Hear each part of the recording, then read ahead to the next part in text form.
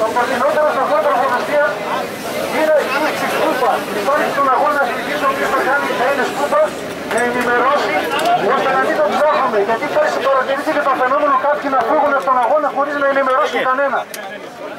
Για τη δική σας ασφάλεια σας παρακαλούμε όποιος εγκαταλείπει να παραδείξει τον αριθμό ή να ενημερώνει το σταθμό τροφοδοσίας.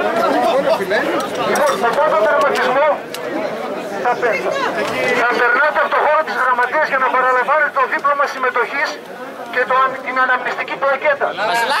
Επειδή οι αναμνηστικές πλακέτες είναι ονομαστικές, έχουμε κολλήσει πάνω αυτοκόλλητα με τον αριθμό συμμετοχής σας.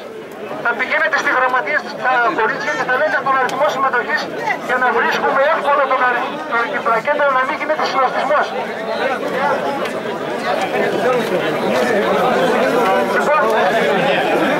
Αν είμαστε έτοιμοι,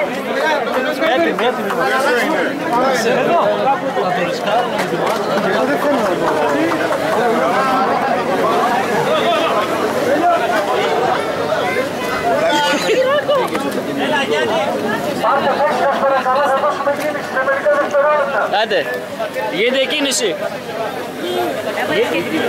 Ναι, το έβαλα. Ωραίο που και αυτό το έβαλα. Αυτός τι θα τρώει. Έχει άρχισε να τρώει σιγά σιγά.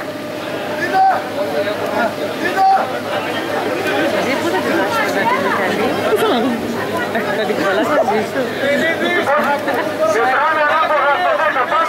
99, 98, 97. 9, όλοι μαζί πάνε. 8, 7, 6, 4, 3, 2,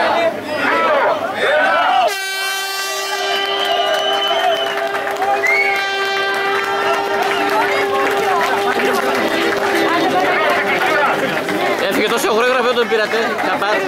Δεν θα ξέρω ότι μας κυγάει κανένας. Άντε πάμε. Πάμε.